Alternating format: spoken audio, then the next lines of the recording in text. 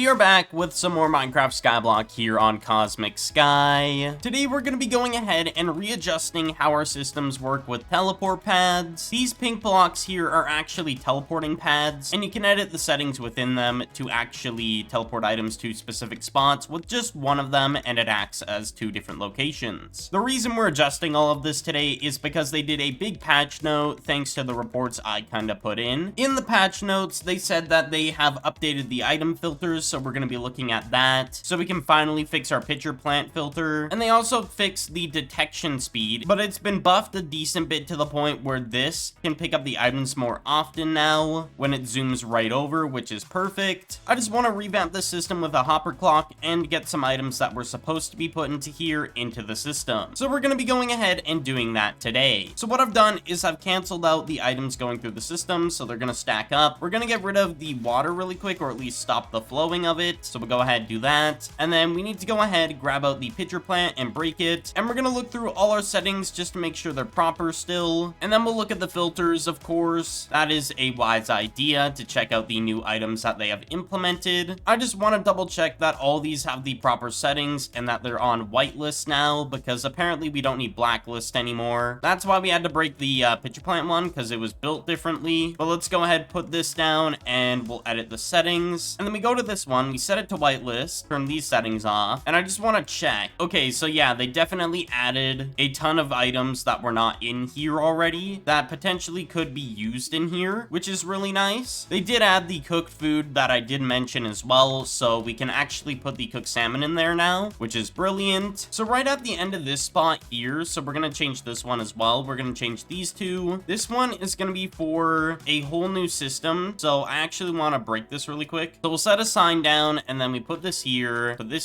and I gotta reset this up. So we turn all these settings off, set this to whitelist, set these off, and then we add what we need to add. We need spider eyes, eggs, feather, leather, and a bucket of milk. So now that should be good for the items that won't be picked up. Then we're also going to be building another one of these, and I don't really know where to put it. I guess we could put it above, and then we'll move this over to here, I think. I think that's a better option. So we're definitely going to break this down, actually. So we might have to move the teleport pad again, because I'm going to have to make multiple of these in the future. That is so unfortunate that I just did that, and now we have to break this. That's kind of annoying, but I mean, it is what it is. From my knowledge, this should be the spot that the seller bot sits in. I'm just trying to double check. Okay, yeah, it most definitely is the spot, so we should be good. Just have to go ahead, rebuild this. Okay, so the stairs are down. I'm gonna put a hopper here just so I can apply that down. And then what else do I need? Oh yeah, I need a hopper on the top of this for the link chest, which we'll go ahead and start fueling this up again. Okay, so this is now situated perfect. We just need to set up the teleport pad. We need to grab a water bucket, and we also need some glass, so we'll grab that. So glass,